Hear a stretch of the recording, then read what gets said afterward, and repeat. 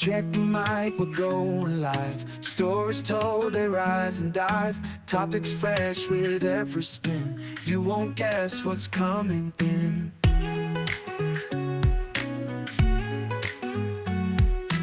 Every week a new surprise. Minds awake, never lies. Conversations bold and free. Tune in now, just wait and see. This podcast is uncalled for. Catch us here, there's so much more. Laughs and tales you can't ignore. A journey that will leave you floored. In the night or in the day, just press play, we're on our way. Voices sharp, opinions bright, talking through the day and night. And welcome everyone to this podcast Uncalled For. And normally we try to keep things entertaining and everything, but today is not one of those days. At least I don't think. But I'll try my best to keep it entertaining.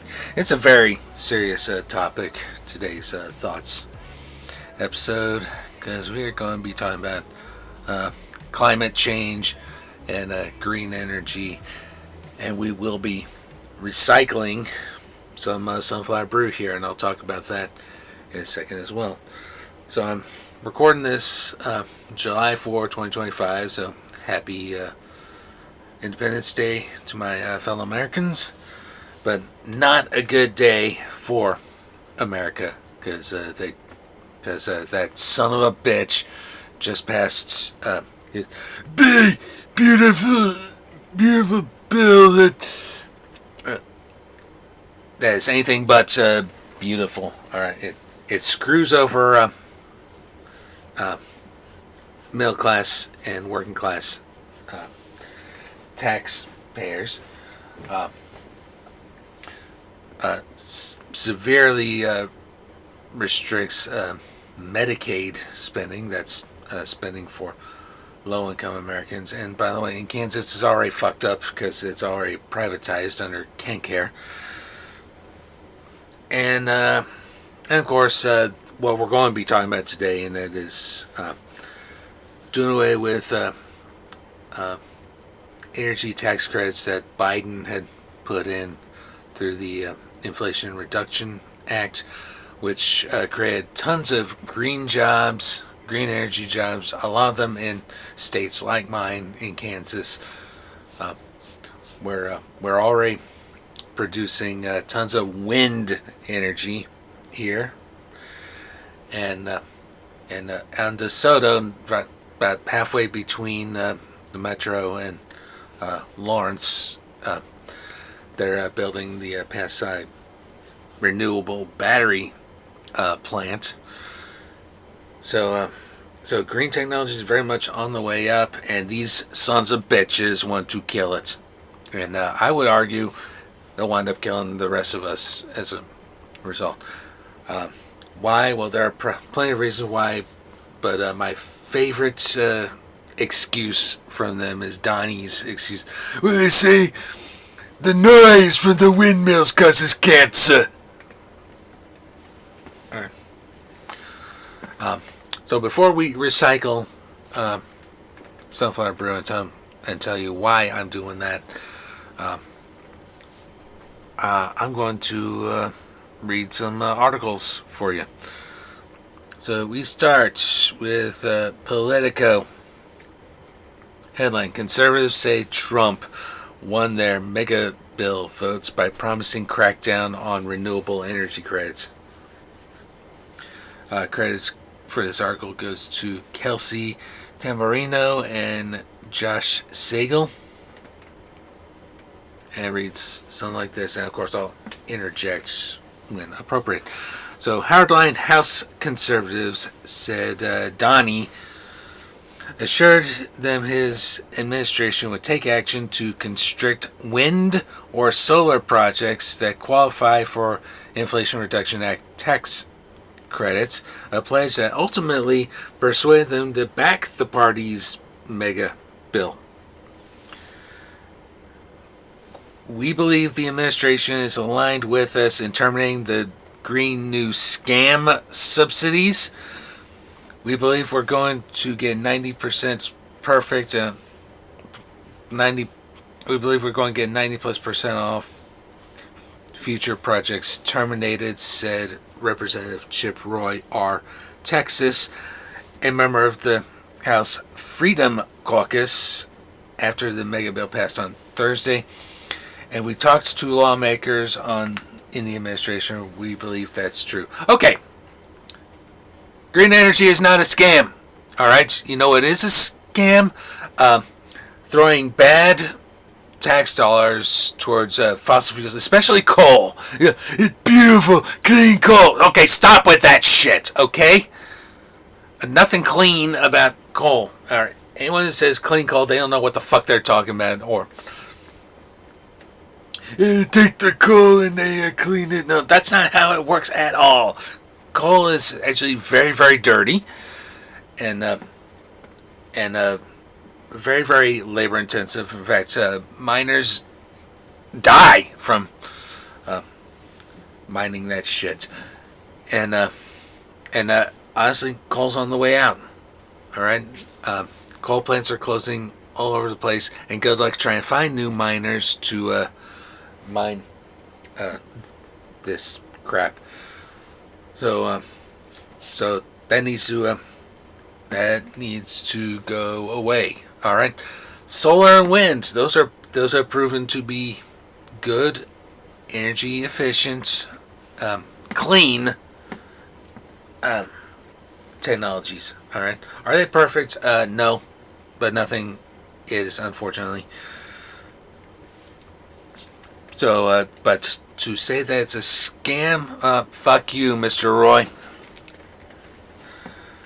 That's what I'm going to say about that. It ain't a scam. And as for Freedom Caucus, you know what these guys used to call themselves? Teabaggers. And they protested they started protesting very early in Obama's presidency. They say it was about taxes and everything. No, in reality, it's about they couldn't handle the fact that a person of color was in the White House, or to quote that campaign call from the Obama campaign, quote, "We ain't voting for no fucking N-word." All right. So let's continue reading the article. So just want to get those out of the way. So Roy added executive action would help ameliorate the damage added by the Senate at the 11th hour on the renewable energy tax credits. What damage? The Senate tried to do away with increasing taxes on green energy, which would have effectively killed it in this country. So fuck you there too. House Republicans passed their domestic policy mega bill by a 218 to 214 vote on Thursday, after nearly 24 hours of debate and discord, and that sits on Donnie's desk for his signature. But before it can pass, House conservatives pounced on the Senate versions of the reconciliation bill, which passed the upper chamber earlier this week, and include compromise language, including the phase-out of incentives for solar and wind generation projects under the Democrats' 2022 climate law. That compromise was crafted in parts by Senators Lisa Murkowski of Alaska and John Curtis of Utah, both Republicans. The Senate's language gave projects 1 year to begin construction to claim current tax credits, while projects that start later would need to be placed into service by 2027. Okay, that at least that's reasonable, because we already have projects underway. All right, underway. So yeah, if they can get them up in a couple of years, then great. Don't punish them. That marked a shift from the language in an earlier version of the bill passed by the House, H.R. 119, supported by conservative hardliners, and would only provide 60 days for projects to begin construction. Fuck you very much. That's unrealistic. Conservatives also opposed the safe harbor clause, allowing projects to qualify for the credits if they begin construction by incurring 5% of the total cost of the work. I probably spent about 6 hours yesterday with some lawmakers in the administration about what they can do, frankly, to reverse the gutting of the gutting. Fuck you very much, Mr. Roy.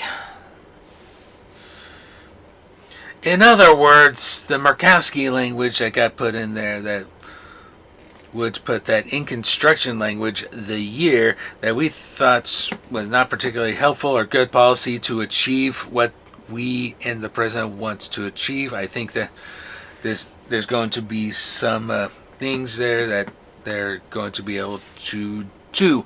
Boy, do I want to strangle this guy. I'm not suggesting that you do, but that's how I'm feeling.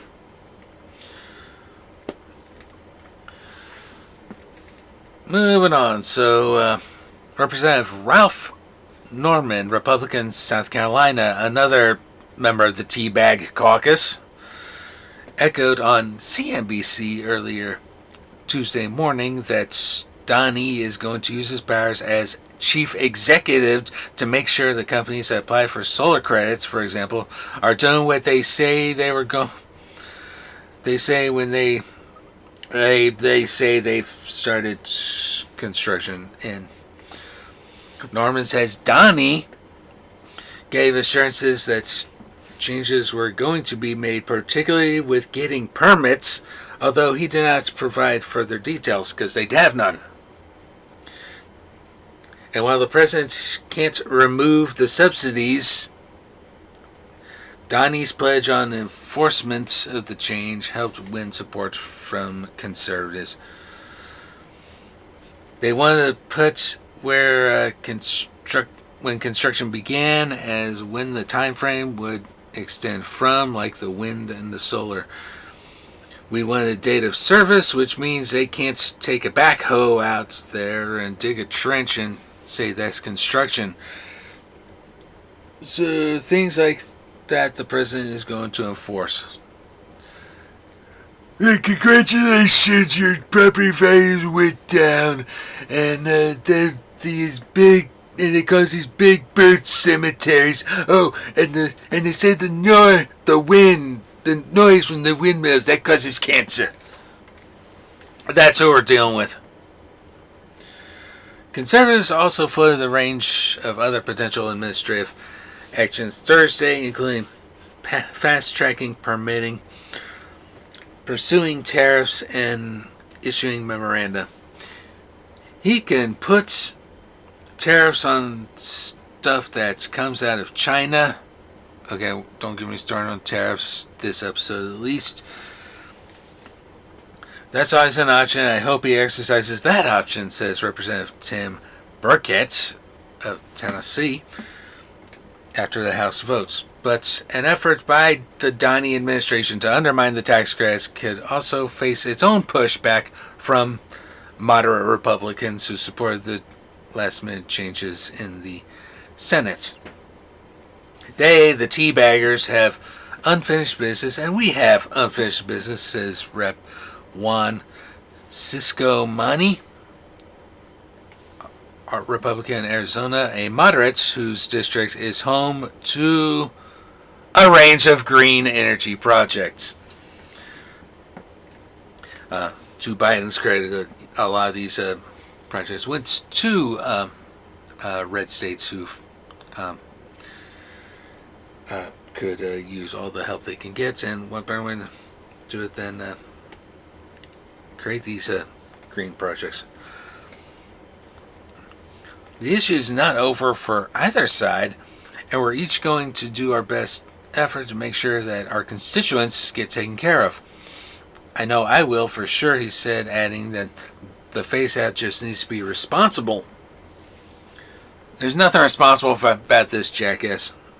So it needs to be done in a way that it's doable for our states and the companies in our districts. And spokespeople for the White House and Murkowski did not return a request for comment on Thursday, and Curtis's office declined comment. So lots of fuck yous all around. Let's read another article. This is fun. So this one's Vox.com, VOX, written by Umair Irfan on July 2nd. Trump's plan to replace clean energy with fossil fuels has some major problems. Okay. So, well, when I read this, I was able to read it for free, but it doesn't look like it wanted me to do that anymore. I'll try my best. So the first solar... Damn it. Okay, so we won't be reading this article, but that is the headline. Let's see if I have any luck with the Wall Street Post. Okay, enter your email. I'm not going to recite my email on the podcast because I don't want. Yeah, I'm going to sign in and. Fun times, trying to read some articles for you people, but yeah, I'm sorry. Climate change is real. It is really happening right now. It's getting hotter and hotter all the fucking time. It seems anymore, and we gotta do something about it. Not just for me, but certainly for my nieces and nephew.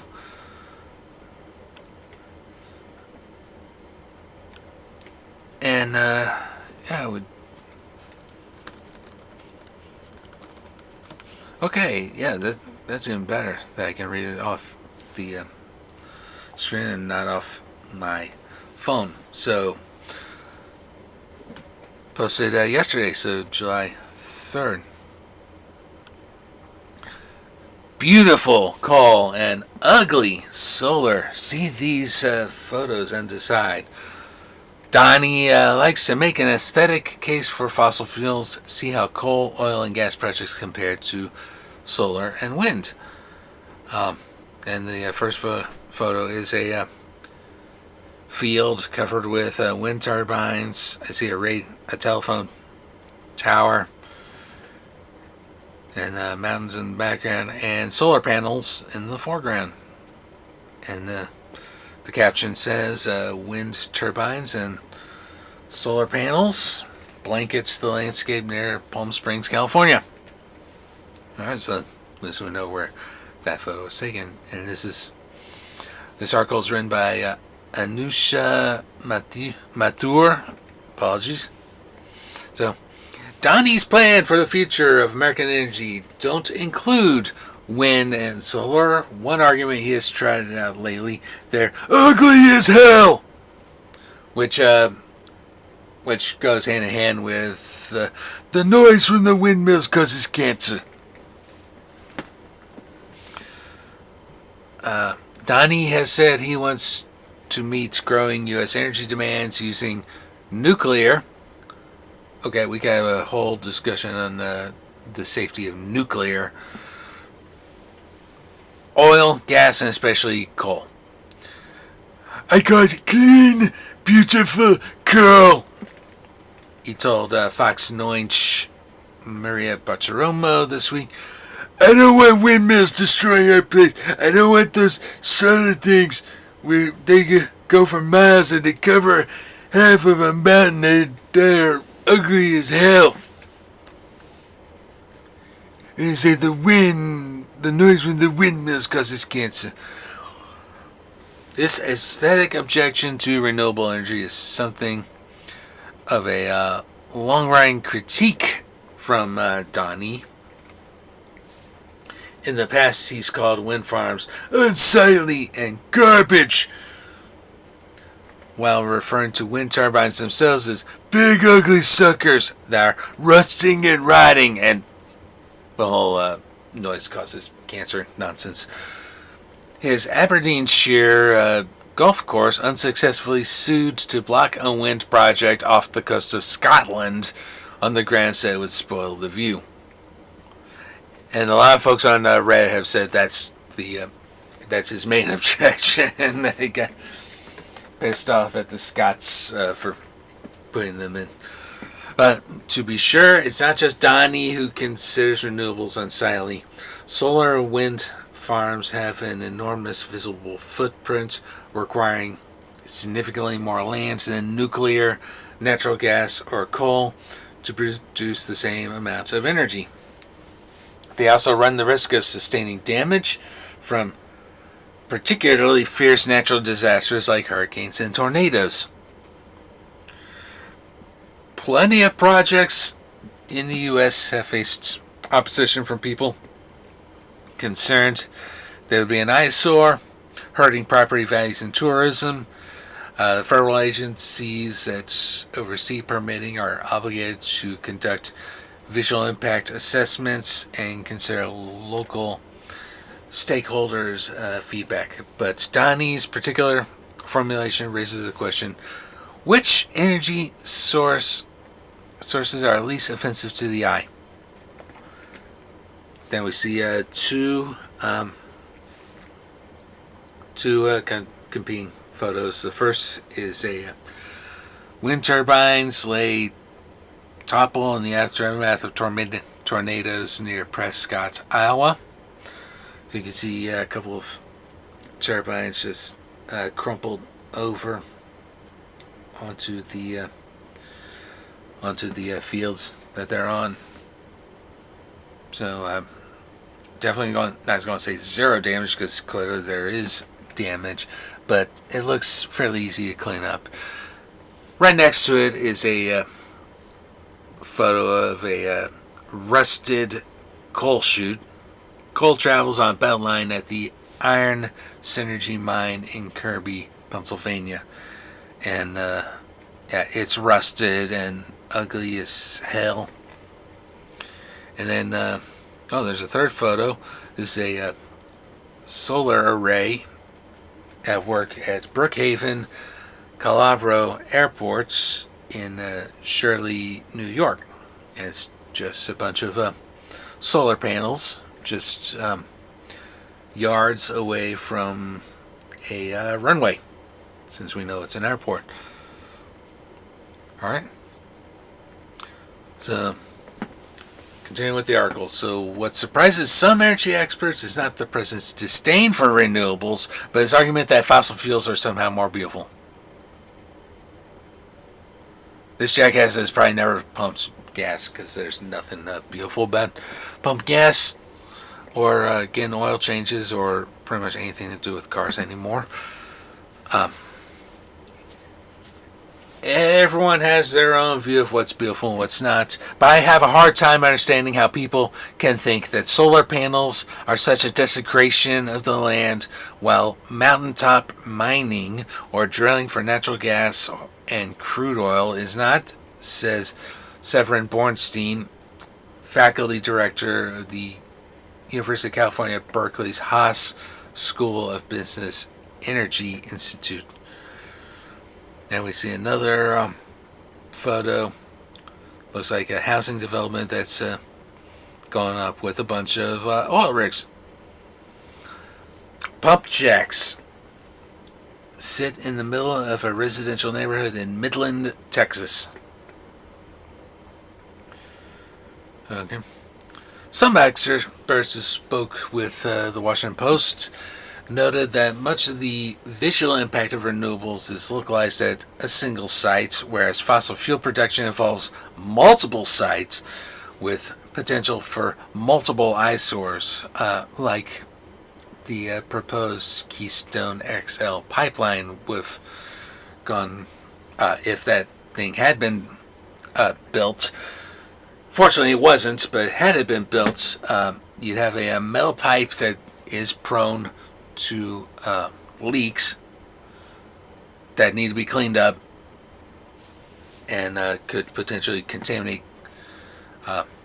farmland and even more devastatingly, groundwater. Alright. So it's not just the coal-fired power plants that's going to be in my local area with the big smokestacks, says Stephen Jarvis, an assistant professor of environmental economics at the London School of Economics. It's all the upstream supply chain. Thinking about the railway tracks that are bringing coal to that area, all the way to the huge mine that's probably affecting a large part of the natural landscape as well. And we see yet another. So we have another photo: oil drill pipe casings set at a Colgate Energy LLC site in Reeves County, Texas, and they kind of look like giant drill bits, is what they look like. So, and then we see another photo. This is oil holding containers, which we have plenty of those around here too at certain sites,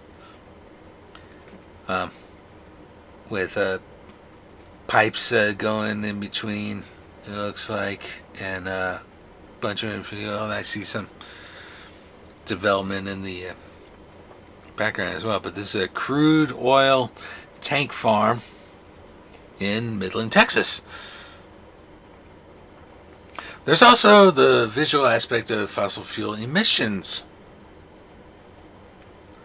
Conventional fuels have, from an aesthetic point of view, an enormous impact on not only climate change but visibility impairments everywhere, says Martin Pasqualetti, a geography professor at Arizona State. And he has written extensively about the visual impacts of renewable energy landscapes. With the pollution that's coal-burning power plants, refineries, and oil put out, I think there's no comparison. Experts have found that people who oppose renewables on aesthetic grounds tend not to have lived near fossil fuel sources. And just because a community is pushing back against renewable projects doesn't mean residents would prefer nuclear plants, a mine, or a coal-fired power station in their neighborhood.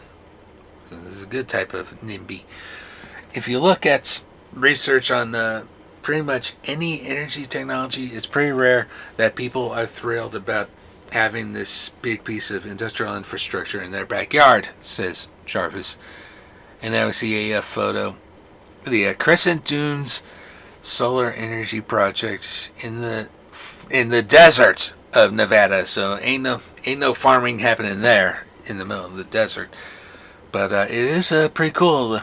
They have all these panels in a circle, and there's a tower in the middle of all that. But from a policy perspective, the energy has to be generated somewhere. True.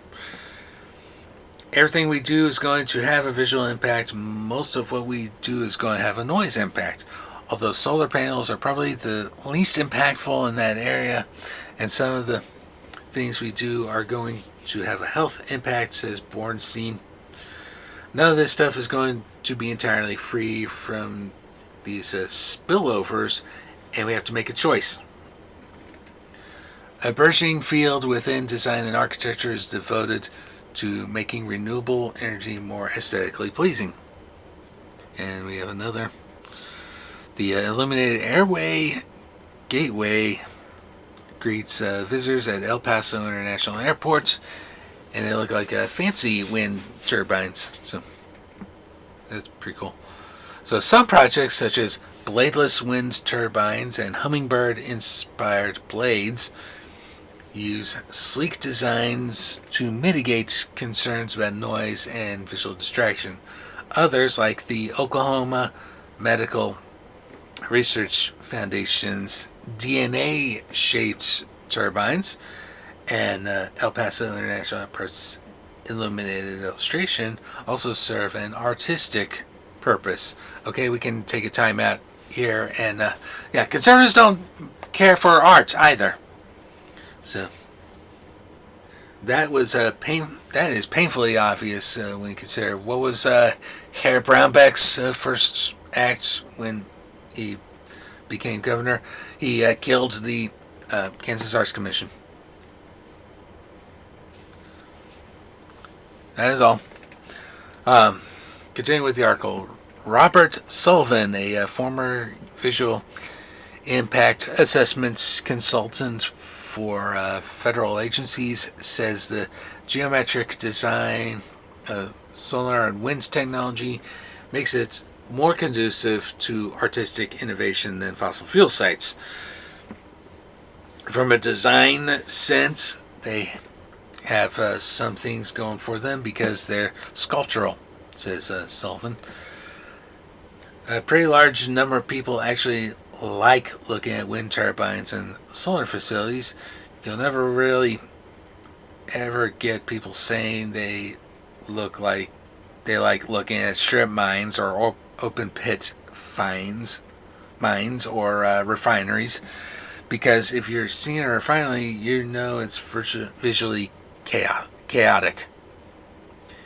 And now we have a photo of, looks like a river basin and plenty of wind turbines. The remnants of floodwaters can be seen beneath wind turbines in Palm Springs after Tropical Storm Hillary in August of 2023. Pasqualetti points to Palm Springs, California, as an example of a 180-degree turnaround in public perception about the aesthetics of renewables. The community, once fiercely opposed to wind farms, now opts for new renewable projects over other energy sources. In Palm Springs, there were people who were suing the local jurisdictions because the wind turbines were obstructing their view. Nowadays, a generation later, they're promoting wind turbines for tourism.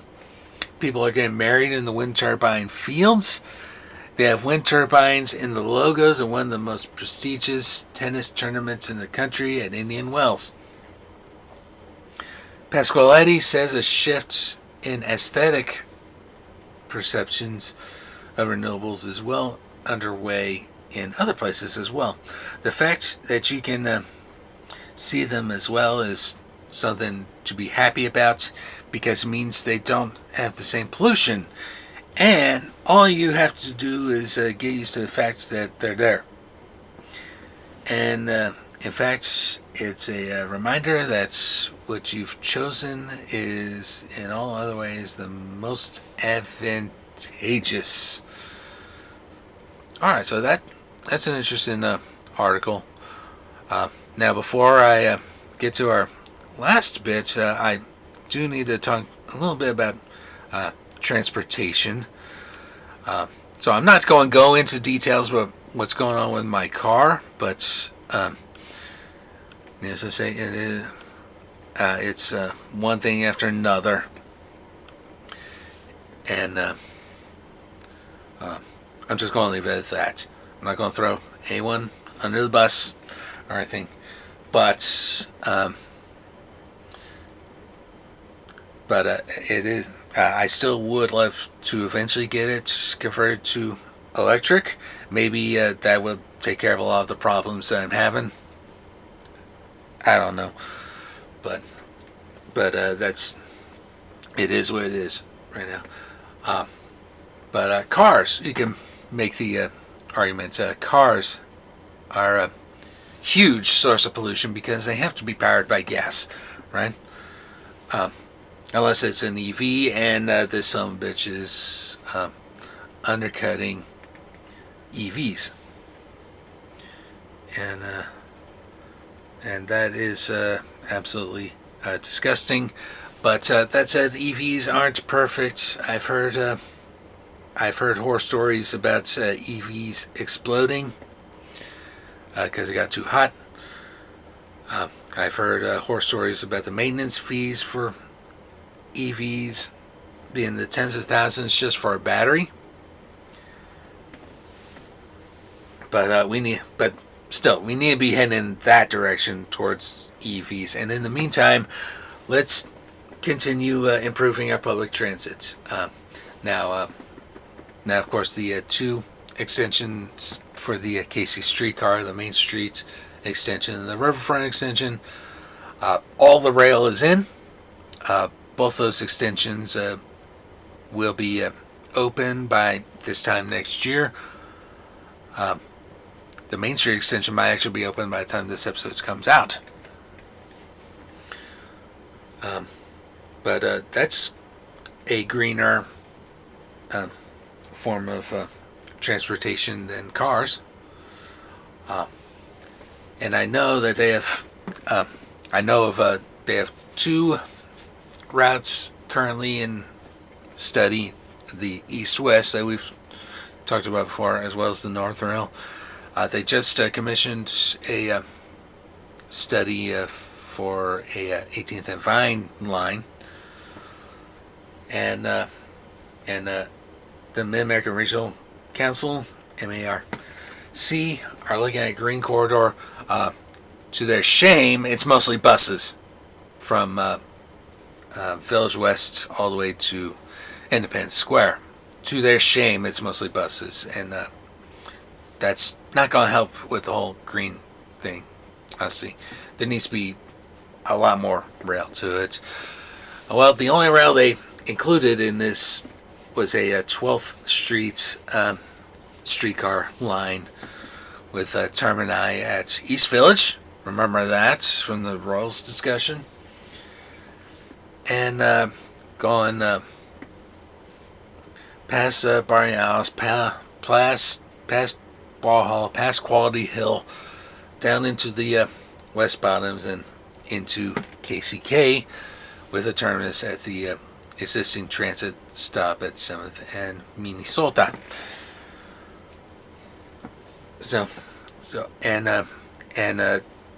I will take them at the word that there are plans for more metro-wide options, light rail, commuter rail, and all that. I'm going to take them at their word for it, and I'm going to strongly advocate for those projects because we can't keep driving. I definitely want to see Sunflower Rail here in Johnson County, especially streetcar or light rail lines servicing Metcalf and Quivira. Why Metcalf? Well, Metcalf is essentially the main streets of Overland Park. Why Quivira? Well, 3 reasons for Quivira: Oak Park Mall, Johnson County Community College, KU Edwards campus. Now, of course, in my discussions with transit people, and I would love to get more transit people on the podcast. I would love to do a whole episode just on local transits and local transit projects. They were talking about Gardner, which is way the hell out from here. So if they're thinking all the way connecting downtown to Gardner, I'm all for that. And now we get to recycled Sunflower Brew. Now, we haven't done Sunflower Brew since 2012, 2013. And for the most part, our blog was largely unmolested until just a couple months ago, when they took down one of the posts of one of our episodes. And this episode had already been cycled out, everything, because we were using Podbean, and Podbean you have to cycle stuff out. Well, the one episode that got taken down was on climate change in the environment, and was a sit-down discussion with Zack Pistora, who was at the time with the Sierra Club. I can only speculate that they took this down because it was on the environment. Well, this is what I'm going to do about it. I'm going to pause, and we're going to come back, and it's going to be our Sunflower Brew episode with Zack Pistora. So you brought this on yourself, Google and Donnie and everything. So enjoy.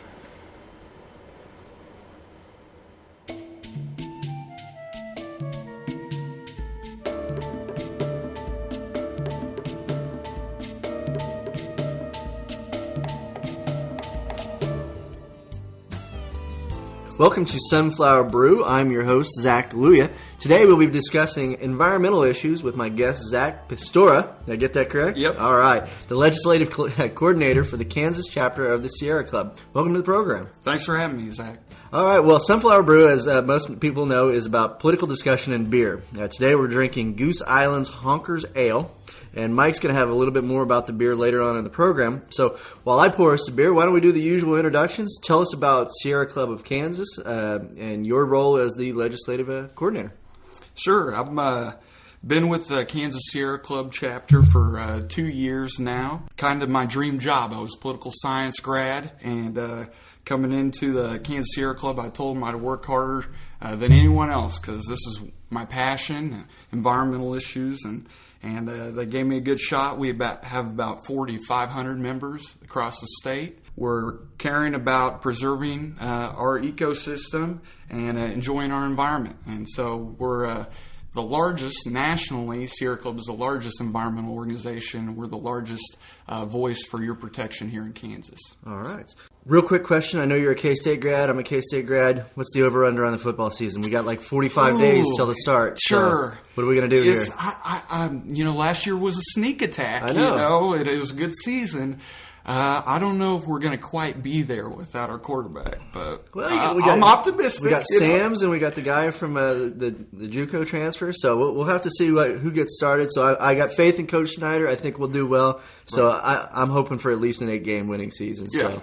But let's jump into some of our questions about environmental issues here in Kansas. And one of the biggest ones is about these confined animal feeding operations, CAFOs, feedlots for a lot of people, whether that would be with cattle or hogs, or we don't really raise a lot of poultry here in Kansas, but those are also some of the CAFOs. Those are broken down into groups by size by the EPA. Now, on the Sierra Club Kansas chapter website, that's one of your issues. These CAFOs are, huge economic players in Kansas. What's your main concern with them? Right. These are big farms. Farming, agriculture is top industry for Kansas. And personally, I grew up on a pig farm outside of Tonganoxie. And it's important. I think it's great for kind of our fabric of who we are as Kansans, growing food as well as energy for our state and beyond. Our big thing is these CAFOs started becoming more popular in the 90s. And it was just about how can we make the most bang for our buck with getting the most animals out there. Right. And so really we kind of went away from the family farm model and went into these large-scale corporate farms. Instead of 300 pigs or 3,000 pigs, now we have 16 farms in Kansas, over 30,000. Really? Yeah. That is a tremendous amount of hog and hog waste in one area. Right. And so that's our biggest concern is the waste, the health effects for the workers. There's been studies in Iowa showing that children that live near these CAFOs have a higher risk of asthma. Just the sheer amount of waste is hard to control. Right. You dump that on the land, that land might not be able to grow because it's too high levels of nitrogen, and etc. The workers in these CAFOs can get respiratory problems, and so we just worry that maybe bigger isn't necessarily better with this. Right, and particularly in the news, there's a recent development in a virus that will impact the hog population here in the United States. So we'll see how that goes. And when you have 30,000 animals confined in a very small space, that's ripe for disease. Specifically on the waste and the handling of waste, what are some of the issues? Is it a water issue? You mentioned basically the kind of toxicity on the land and the ability to use that land for something else. What's kind of the Sierra Club's main position on that? Do you want wastewater treatment? Do you want storage silos? How would you what are you looking at for them? Sure. Well, a good example is out in Greeley County, almost on the Colorado border of Kansas. And Seaboard Farms, who I think's got an office pretty close to here in Kansas City, they got an operation close to 80,000 hogs. And they're building it more. And one of the things we're concerned is they don't have enough water to fill their lagoons. Right. So how are you supposed to dilute all this waste so that it either is maintained, stored correctly, or if we have a storm, that it doesn't run off and contaminate any surrounding land. And that's kind of an interesting concept or an issue in and of itself, because my understanding is, again, I grew up in western Kansas, so they're basically taking water from the Ogallala Aquifer to fill these lagoons, so people who are down aquifer then don't have that ability to use that water for maybe growing crops. So, that's kind of an issue there in and of itself. When you're using the water just to store waste. Right. So that's pretty interesting. We could talk for a long time on this issue, but I do have a couple, and I promised Mike I would keep this right around the 20-minute mark so he doesn't, his brain doesn't explode removing all these pauses. Big issue for me, and I love this issue, is wind power in Kansas. As I drive back to Ellis, you round the hill there about 30 miles outside of Salina, and you see that giant wind farm. Right. It's spectacular. For me, each one of those white towers is just a gigantic white middle finger to Middle East and OPEC and their production and all that stuff. So I love it. I think it actually enhances the viewscape. So, but what's kind of the Sierra Club's position on that, Kansas chapter on that, and what are some of your issues maybe with it, or are you obviously you guys are pro, but what are some issues that you have with that? Sure. Yeah, I absolutely agree. I think energy independence, the more we can get our energy from Kansas, homegrown, the better. And so I absolutely agree that those windmills are a sign, a beacon of clean, renewable energy that can stay there for us and our children, etc. There's a big debate about whether we should have windmills all over Kansas or just in certain parts. Right. And that's what we're talking about with worried about maybe the sensitivity of our environment and maybe concern to the prairie chicken, native species of birds for Kansas, and so some people didn't want windmills in the Flint Hills per se. A study just came out from K-State Biology Department that said these windmills don't really have a negative effect on the prairie chickens, which is good, because the more we can create our energy processes and energy systems to suit our natural environment to get clean energy, the better. And so that was a good source of news that we weren't damaging the greater prairie chicken. And also different ways of burning practices that we can do around windmills would better keep the environment too. So. No, one of the biggest issues has always been not just raptor strikes, but bird strikes in general, and the effect that it may have on migratory patterns along those lines. I mean, and we're placing a lot of these. I don't think any of them are near like Cheyenne Bottoms out in Barton County, but you still have some of the migratory patterns are in these areas. I know in Ellis County they had a big issue with some of the people were really pushing against it, saying this is going to be an issue. You hit birds, you kill birds, they drop to the ground. That's going to increase predators. Those predators are then going to prey on sheep and other livestock. What's your kind of just general opinion on that? Well, I think these the wind site people go through extensive siting protocols, and they do check for environmentally sensitive areas, and we're glad to help work with them on that. The birds, it's one of those things where we try to do the best we can, but then again, getting our energy from somewhere else. We've got to totally destroy the ground and getting coal, etc. Then that's not good for the habitat either. So when the wind systems usually have a displacement of less than 1% of total area, which is great. And Kansas is certainly abundant in wind resource, second best state for wind potential. Right. We just doubled our wind capacity just last year, and so Kansas is booming with this wind energy, and that was one of the biggest debates in the Kansas legislative session last year. And I think our legislators did the right thing and say that the wind power should stay in Kansas. So. No, that leads into the issue, not just the siting of the towers. And one of the things you guys have in your, we need appropriate safeguards to ensure that wind farms do not cause undue harm to ecologically sensitive areas.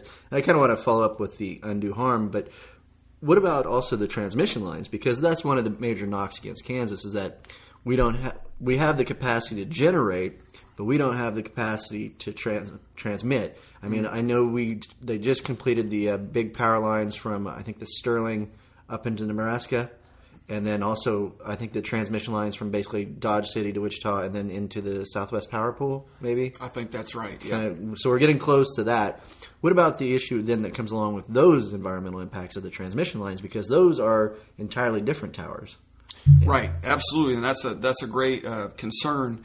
We do need to make sure that those transmission lines aren't going through ecological sensitive areas too, or the best we can to avoid those. Again, the Flint Hills comes back into play, and then property rights. Some property owners don't want the transmission line to come through their area, and that's obviously their right. So doing the best we can to inform people about what those impacts would be and how to mitigate them, doing the best we can. So. Oh, yeah.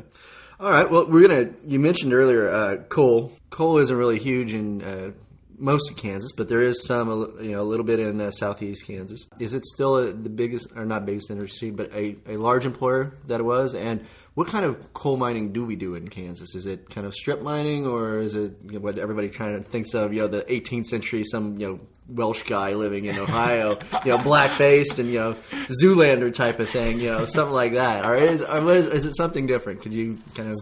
Sure. We do have have had a history of coal mining down in southeast Kansas. You're right. As my understanding, a lot of that isn't economical anymore. Okay. So they've pretty much shut it down. Mm-hmm. Probably 95% or greater of our coal comes from Wyoming. Okay. And on rail. And that's when you turn on the lights in Kansas, that electricity that you're getting, almost nearly 70% of it's from coal power. Right. And all that's coming from Wyoming. So for in Kansas, it's really more about the use of the coal, and that goes back to the Sunflower plant down by Dodge City, and they were wanting to build that plant. What was kind of the Sierra Club's position on that? And sure, we fought the Holcomb plant. Yes, Holcomb. We fought the Holcomb plant kind of tooth and nail and said, hey, we're in the 21st century now. Let's get with 21st century energy sources. And coal is just not going to cut it. It's unhealthy. Long term, it's just not economical because you have to clean up after it. So with that in mind, we opposed it. And then Kansas cried out and said, hey, we don't want that power that's primarily going to Colorado to absorb the health effects in Kansas and eastern Kansas. Yeah. And so we fought that, and sounds like it's not going to go through. Yeah. So it's a win on our behalf.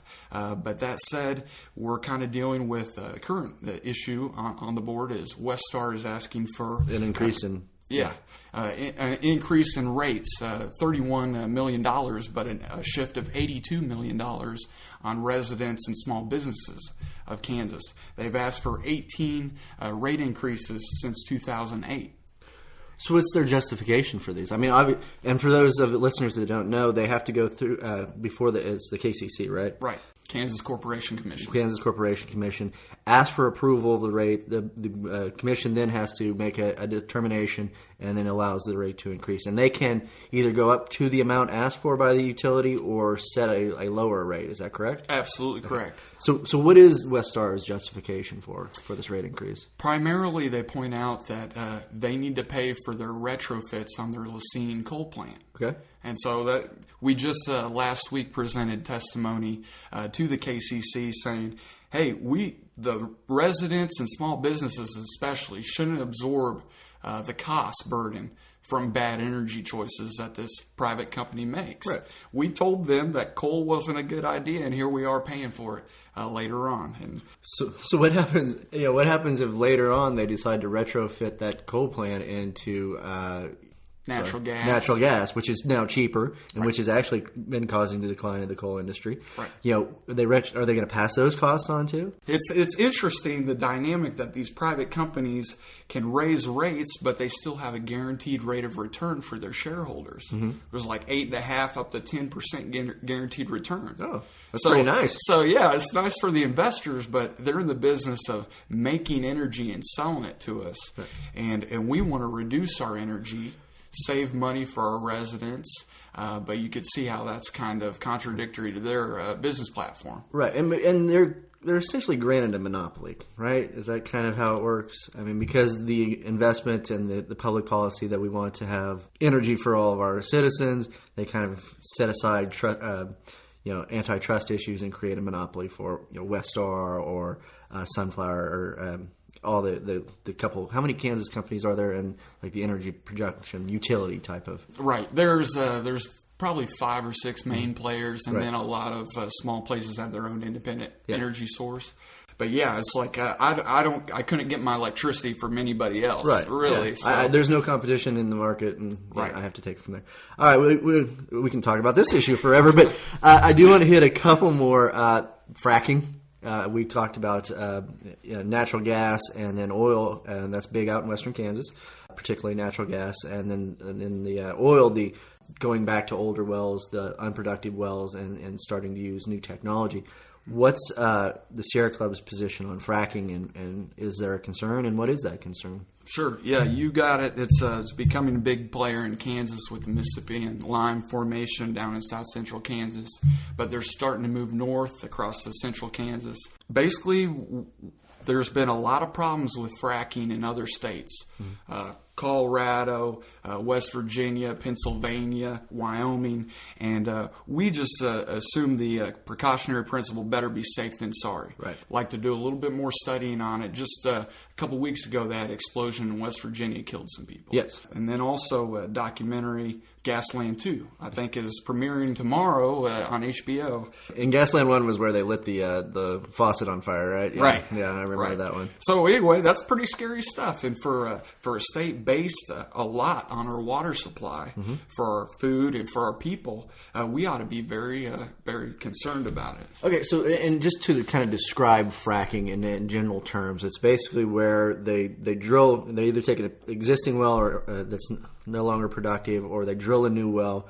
They drill vertically. They hit a certain point, and their argument is that they're below the shale and they're below the aquifers, and so there's no issue of seepage. And then they start to drill horizontally. And once they hit pockets, they inject proprietary material, which I think is interesting. It's a good way to say it. Into this well, which causes expansion of fissures, and then the natural gas leaks into the well and comes back up with the water, right? That they pump into the well, or the proprietary solution, right? Which is then cleansed.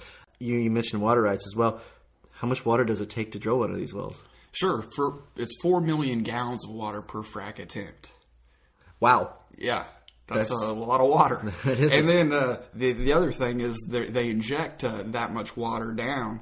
It's water, sand, and these chemicals that they use, and they pressurize it. And it's kind of like blowing into your straw, your drink, and then sending the fluid back up. Mm-hmm. Well, this micro explosion down there, they can only return approximately 60% of the fluid back to the surface. So a lot of those chemicals stay down there. We're worried about not only the chemicals, toxic chemicals migrating into our water, but also methane, which can contaminate the water, and that's how you get the gas on fire. Now, we just proposed my first bill introduction I've done in the legislature. Very nice. Congratulations. It's called the Fair and Responsible Actions to Conserve Kansas.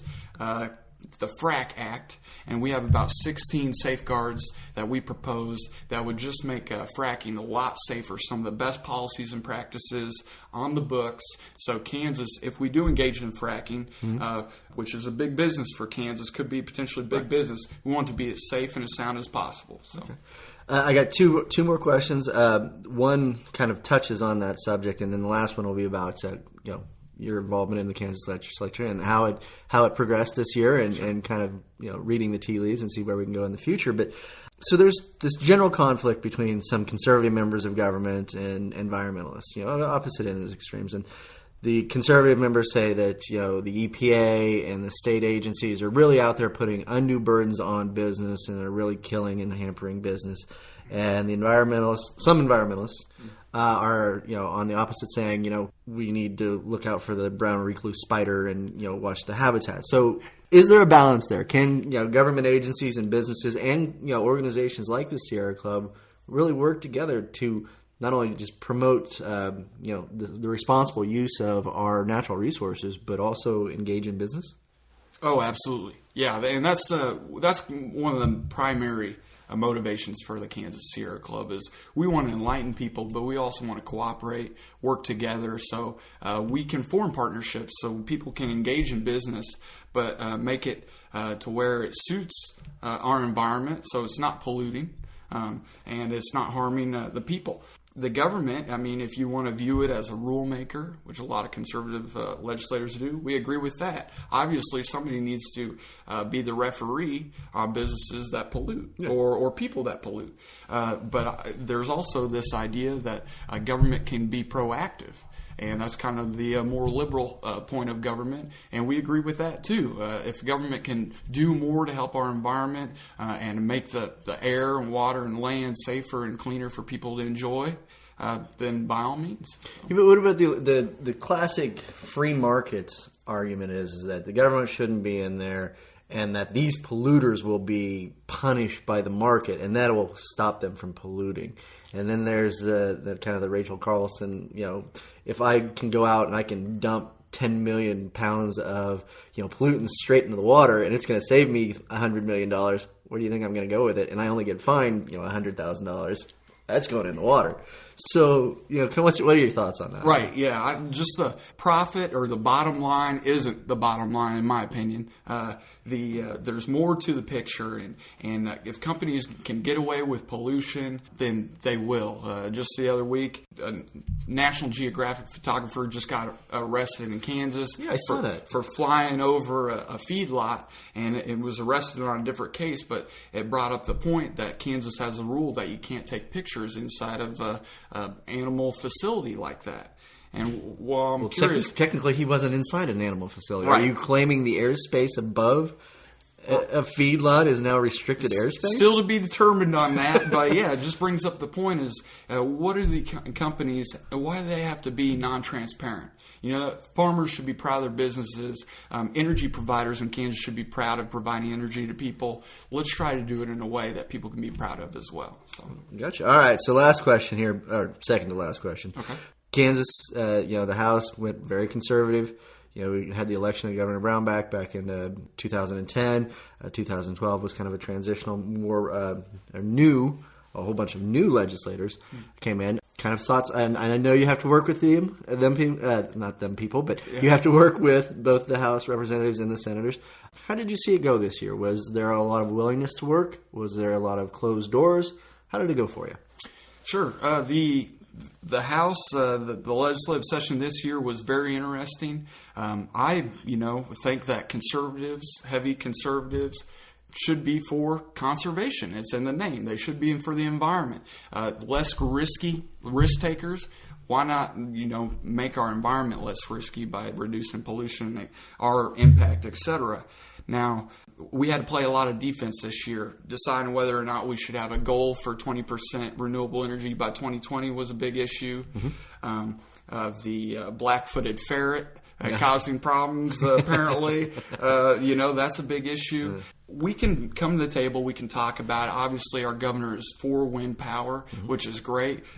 He also introduced legislation that protect our water, but obviously there's much more that we can do. Right. So we just keep working with them, whoever. We're nonpartisan, bipartisan. We work with everybody. So we'll keep on voicing our concern for the environment. Great. That's one of my, I don't know, I can't remember if it's your guys' line or somebody's line, but it's, being a conservationist isn't a bad thing. It's you're there to protect it, and it's, again, like you said, just conserve it for later generations, because that's really the only thing that we're passing on to our children. So it's great to see people out there working for that. And again, setting aside that whole, you guys are a bunch of dirty liberal hippies that want to end business and all of that stuff, which I think is hilarious. But all right, so the last and most important question: how was the beer? Oh, the beer's great. Yeah, Goose Island, New York, right? They are out of Chicago. Oh, Chicago. Okay. Yeah, I think the most popular one or most well-known one is their 312 wheat. This is their Honkers Ale, and Mike is going to have a little bit about the beer. Inspired by visits to English country pubs, Honkers Ale combines a fruity hop aroma with a rich malt middle to create a perfectly balanced beer, immensely drinkable. Honkers Ale is not only the beer you can trust, but one you'll look forward to time and again. This is a really good beer. Yeah, it's an English-style bitter. It's really nice, really smooth. Nice session beer, so you can drink a couple of them and not have to worry about shaving your tongue. Alcohol, but some of them we've had on the program. They're good beers, but boy, they were hoppy. Alcohol by volume is 4.3%. Bitterness units is a 30. Color is a golden sunset. That's their description on the website. Hops is Super Styrian and Styrian Golden. And the malts are two-row, caramel, wheat, and roasted barley. And you can visit that at www.gooseisland.com. This was purchased at Ranch Mart Liquors. They have a great selection of beer, so go visit our friends over at Ranch Mart Liquor. And Zach, thanks for being on the program. Hey, pleasure to be here. Thanks for having me. Really enjoyed it. I mean, we could do like 9 of these sessions on each one of these topics, and I think it's nice to learn that. I say it tongue in cheek that the whole dirty hippie want to save the environment and we need to squash business, and it's nice to see that people aren't like that. That there's this realization that we need to have a responsible balance between being pro business but also being wards of our environment. Making sure that we leave something for later generations, and because that's really all we do have. I mean, this got one planet, so if we tank it, that's our problem. And water is always going to be a huge issue in Kansas, particularly we're now looking at not severe droughts, but continuations of almost a generational drought, and then the depletion of the Ogallala Aquifer, the impact it's going to have on agribusiness, and the use of water in these various types of agribusiness like the CAFOs and fracking, and how to, again, reach that balance. So it's going to be really interesting here in the next couple of years to see where we go with it. But again, I think the biggest thing is invest in Westar, 8% return. Yeah. I'm joking. But we'll go from there. But again, thank you very much for coming on the program. Really appreciate it. Anytime you want to come back and speak about or talk about one of these specific issues, let us know. Plug your website. Yeah, we're at a Kansas Sierra Club. Just go ahead and visit our website. We're getting a new website here pretty soon, so check that out. It's very interactive. You can get involved. So okay, and that's a good follow-up question. How can you get involved? What's kind of, I don't get into membership dues or anything like that, but what are some area chapters and where do they meet? Sure. Well, we have a chapter really close by, a group close by called the Kanza Group. Mm-hmm. We got 5 groups across the state. So go to our website, check it out, get involved. They're very friendly people, so come on in and learn about environmental issues and see what you could do for your state. So. All right. Well, thank you very much.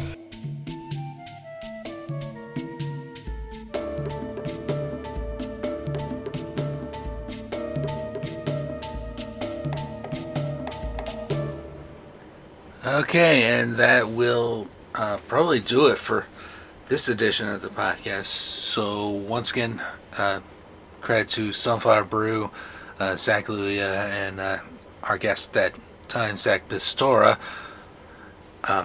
I had to bring it back because this is a very important issue. I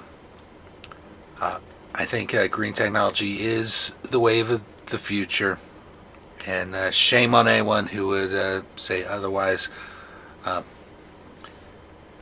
Vote them out of office. If you live in these districts, vote those people the fuck out of office. I swear to God, they will be the death of us unless we don't do something about it. So get out and vote.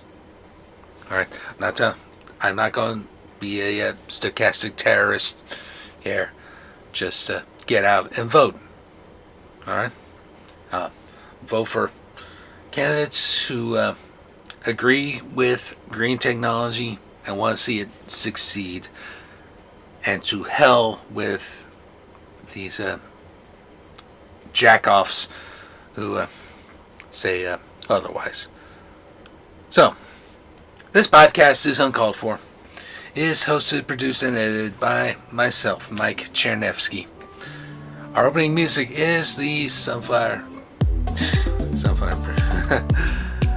Our opening music is the This Podcast is Uncalled For theme, written at suno.com, suno.com.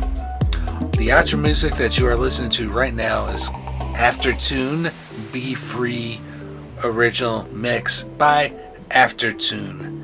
Licensed under Creative Commons Attribution 4.0 International License. You can find this music at freemusicarchive.org. And we also used Morocco Sting by Kevin MacLeod and Incompetech.com. Licensed under Creative Commons by Attribution. I think we're at 3.0 license now. So stay safe and stay green, folks.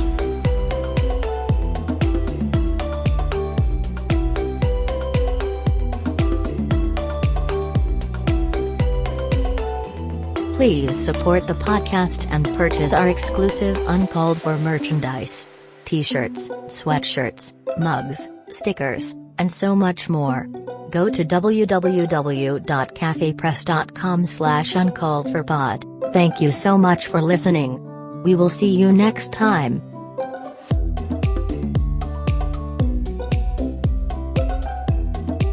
Hillary wanted to put up wind. If you have a windmill anywhere near your house, congratulations. Your house just went down 75% in value. And they say the noise causes cancer. You tell me that one, okay? You know, the thing makes it so... And of course, it's like a graveyard for birds.